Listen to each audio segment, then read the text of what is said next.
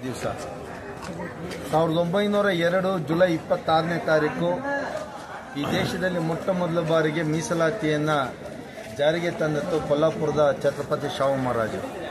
ಯಾಕೆ ಇವತ್ತು ಇಂಪಾರ್ಟೆಂಟ್ ಅಂತ ಹೇಳಿದ್ರೆ, ಮೌರ್ಯ ಸಾಮ್ರಾಜ್ಯದ ಪತನದ ನಂತರದಲ್ಲಿ ಕ್ರಿಸ್ತಪೂರ್ವ 185ರಲ್ಲಿ ಈ ಮನುಧರ್ಮಶಾಸ್ತ್ರ ಜಾರಿಗೆ ಬಂದ ನಂತರದಲ್ಲಿ ವಿದ್ಯೆಯಿಂದ ಶೂದ್ರರು ಮತ್ತು ಅತಿಶೂದ್ರರನ್ನು ದೂರ ಇಟ್ಟರು, ಶಿಕ್ಷಣದಿಂದ ದೂರ ಇಟ್ಟರು, ನೌಕರಿಯಿಂದ ಸಂಪತ್ತಿಂದ ಎಲ್ಲರಿಂದ ದೂರ ಇಟ್ಟರು. ಆವತ್ತೇನು ಬ್ಯಾನ್ ಮಾಡಿದ್ರು, ಕೇವಲ ಬ್ರಾಹ್ಮಣರಿಗೆ ಮಾತ್ರ ವಿದ್ಯೆ, ಇನ್ಯಾರು ವಿದ್ಯೆ ಕಲಿಬಾರ್ದು ಅಂತ ಇತ್ತು. ಮೀಸಲಾತಿಯನ್ನು ರದ್ದು ಮಾಡಿದ್ರು. ಅಂಥ ವ್ಯವಸ್ಥೆಯನ್ನು ಬದಲಾವಣೆ ಮಾಡಬೇಕು ಅಂತೇಳಿ 1902ರಲ್ಲಿ ಜುಲೈ 26ನೇ ತಾರೀಕು ಸುಮಾರು 123 ವರ್ಷಗಳ ಹಿಂದೆ ಛತ್ರಪತಿ ಶಾಹು ಮಹಾರಾಜರವರು ಹಿಂದುಳಿದ ಸಮುದಾಯಕ್ಕೆ ಸೇರಿದಂಥ ರಾಜ ತನ್ನ ಸಂಸ್ಥಾನದಲ್ಲಿ 50% ಮೀಸಲಾತಿಯನ್ನು ಜಾರಿಗೆ ತಂದಂಥ ದಿವಸ. ಆದರೆ ಡಾಕ್ಟರ್ ಬಾಬಾ ಸಾಹೇಬ್ ಅಂಬೇಡ್ಕರ್ ಅವರು 1930, 31, 32 ಏನು ರೌಂಡ್ ಟೇಬಲ್ ಕಾನ್ಫರೆನ್ಸ್, ಪುನಃ ರೌಂಡ್ ಟೇಬಲ್ ಕಾನ್ಫರೆನ್ಸ್ ಏನು ಲಂಡನ್ನಲ್ಲಿ ನಡೆಯಿತು. ಆ ಸಂದರ್ಭದಲ್ಲಿ 20 ವರ್ಷಗಳು ಮೀಸಲಾತಿ ಇದ್ರೆ ಸಾಕು, ಈ ಸಮುದಾಯಗಳು ಮೇನ್ ಸ್ಟ್ರೀಮ್ಗೆ ಬರ್ತದೆ ಅಂತ ಕನಸ್ಕೊಂಡಿದ್ರು. ಆದರೆ ಸ್ವತಂತ್ರ ಬಂದ ನಂತರದಲ್ಲಿ 1950 ಜನವರಿ 26 ಏನು ಸಂವಿಧಾನವನ್ನು ಜಾರಿಗೊಂಡ ನಂತರದಲ್ಲಿ ಡಾಕ್ಟರ್ ಬಾಬಾ ಸಾಹೇಬ್ ಅಂಬೇಡ್ಕರ್ ಅವರು ಹೇಳಿದ್ರು ಕೇವಲ 10 ವರ್ಷ ಮೀಸಲಾತಿ ಇದ್ರೆ ಸಾಕು ಅಂತೇಳಿ. ಆದರೆ ಈಗ 78 ವರ್ಷಗಳಾಗ್ತಾ ಇದೆ. ಮೀಸಲಾತಿ ಇವತ್ತು ಏನಾಗಿದೆ? ಇವತ್ತು ಮೀಸಲಾತಿಯಿಂದ ಬಂದಂಥ ಸಮುದಾಯಗಳು ಇವತ್ತು ಏನಾಗಿದೆ? ಒಂದು ಕಡೆ ಸ್ವಾರ್ಥಿಗಳಾಗಿದ್ದಾರೆ, ಒಂದು ಕಡೆ ಖಾಸಗೀಕರಣ, ಒಂದು ಕಡೆ ಉದ್ಯೋಗಗಳಿಲ್ಲ, ಒಂದು ಕಡೆ ಶಿಕ್ಷಣ ಸರಿಯಾದ ವ್ಯಾಪಾರೀಕರಣ ಆಗ್ತಾ ಇದೆ, ಕಾರ್ಖಾನೆಗಳನ್ನ ಎಲ್ಲ ಮಾರಾಟ ಮಾಡ್ತಾ ಇದ್ದಾರೆ. ಮೋದಿಯವರು ಹೇಳ್ತಾರೆ 11 ವರ್ಷದಲ್ಲಿ ನಾನು ತುಂಬ ಸಾಧನೆ ಮಾಡಿದ್ದೀನಿ. ಒಂದೇ ಒಂದು ಕಾರ್ಖಾನೆಯನ್ನು ಇಡೀ ದೇಶದಲ್ಲಿ ಸ್ಥಾಪನೆ ಮಾಡಿರೋ ಉದಾಹರಣೆ ಒಂದಿದೆಯಾ? ಅಥವಾ ಕಾಂಗ್ರೆಸ್ನವರು ಆಗಿರ್ಬೋದು, ಹಿಂದೆ ಮನಮೋಹನ್ ಸಿಂಗ್ ಅವರು ಏನು 10 ವರ್ಷಗಳಿದ್ರು, ಒಂದೇ ಒಂದು ಕಾರ್ಖಾನೆಗಳನ್ನು ಸ್ಥಾಪನೆ ಮಾಡಿದಂಥ ಉದಾಹರಣೆಗಳಿಲ್ಲ. ಇವರು ಎಲ್ಲವನ್ನ ಮಾರಾಟ ಮಾಡಿರೋದು, ಎಲ್ಲ ಖಾಸಗೀಕರಣ. ಖಾಸಗಿ ಕ್ಷೇತ್ರದಲ್ಲಿ ಇವತ್ತು ಮೀಸಲಾತಿ ಇಲ್ಲ. ಇವತ್ತು ಮೀಸಲಾತಿ ಇಲ್ಲ ಅಂದ್ರೆ SC STಗಳು OBCಗಳು ಎಲ್ಲಿ ಹೋಗ್ಬೇಕು? ಅವರು ಮತ್ತೆ ಬೀದಿ ಪಾಲಾಗ್ತಾರೆ. ಮೀಸಲಾತಿಯನ್ನು ಯಾತಕ್ಕೆ ತಂದ್ರು ಅಂದ್ರೆ ಅವರು ಸಬಲೀಕರಣ ಆಗಬೇಕು, ಅವರು ಮೇನ್ ಸ್ಟ್ರೀಮ್ಗೆ ಬರಬೇಕು. ಆರ್ಥಿಕವಾಗಿ ಸಬಲೀಕರಣ ಆದರೆ ಸಾಮಾಜಿಕವಾಗಿ ಅವರ ಮೇಲೆ ಬರೋದಕ್ಕೆ ಸಾಧ್ಯ ಆಗ್ತದೆ. ಇವತ್ತು ಮತ್ತೆ SC STಗಳನ್ನ OBCಗಳನ್ನ ನಾಶದ ಅಂಚಿಗೆ ಇವತ್ತು ಆಳುವ ವರ್ಗಗಳು ತೆಗೆದುಕೊಂಡು ಹೋಗ್ತಾ ಇದ್ದಾರೆ.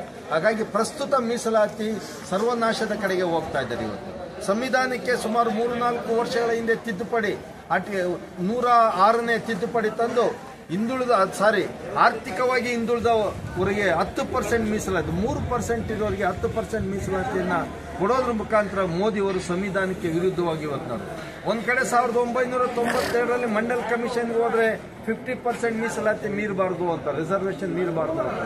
ಈ ರೀತಿಯಾಗಿ ಪಿತೂರಿಗಳನ್ನು ಮಾಡ್ತಾ ಇವತ್ತು ಮೀಸಲಾತಿ ಅಪ್ರಸ್ತುತಗೊಳಿಸಿದ್ದಾರೆ.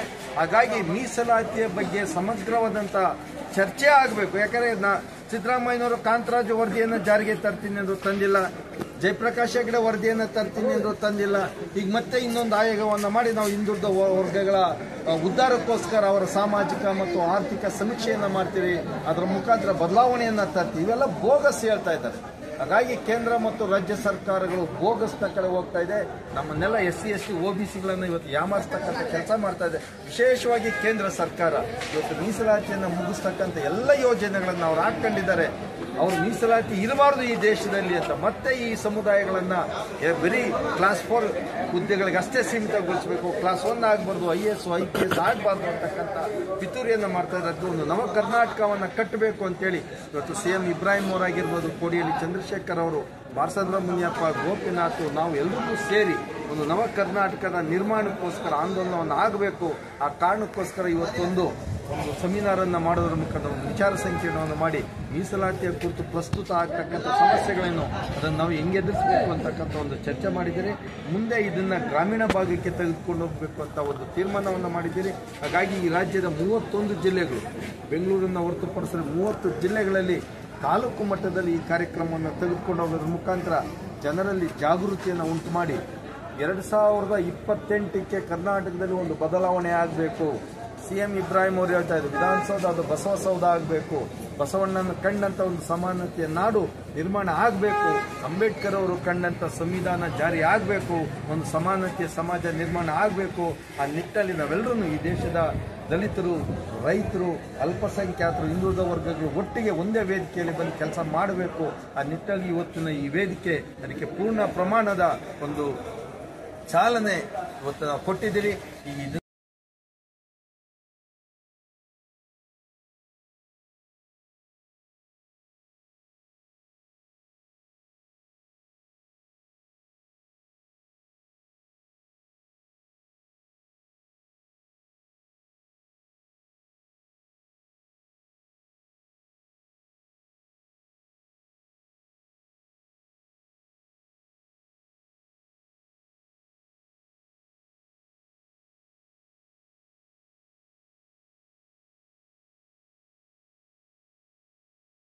ದಿವಸ 1902 ಜುಲೈ 26ನೇ ತಾರೀಕು ಈ ದೇಶದಲ್ಲಿ ಮೊಟ್ಟ ಮೊದಲ ಬಾರಿಗೆ ಮೀಸಲಾತಿಯನ್ನು ಜಾರಿಗೆ ತಂದದ್ದು ಕೊಲ್ಲಾಪುರದ ಛತ್ರಪತಿ ಶಾಹು ಮಹಾರಾಜರು.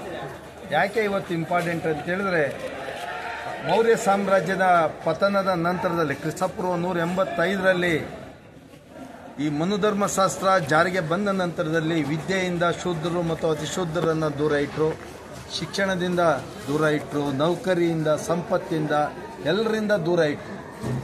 ಆವತ್ತೇನು ಬ್ಯಾನ್ ಮಾಡಿದ್ರು, ಕೇವಲ ಬ್ರಾಹ್ಮಣರಿಗೆ ಮಾತ್ರ ವಿದ್ಯೆ, ಇನ್ಯಾರು ವಿದ್ಯೆ ಕಲಿಬಾರ್ದು ಅಂತ ಇತ್ತು.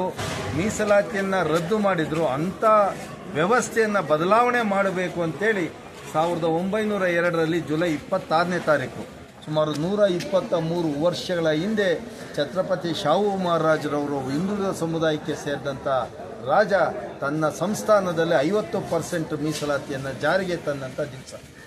ಆದರೆ ಡಾಕ್ಟರ್ ಬಾಬಾ ಸಾಹೇಬ್ ಅಂಬೇಡ್ಕರ್ ಅವರು 1930, 31, 32 ಏನು ರೌಂಡ್ ಟೇಬಲ್ ಕಾನ್ಫರೆನ್ಸ್, ಪುನಃ ರೌಂಡ್ ಟೇಬಲ್ ಕಾನ್ಫರೆನ್ಸ್ ಲಂಡನ್ನಲ್ಲಿ ನಡೆಯಿತು.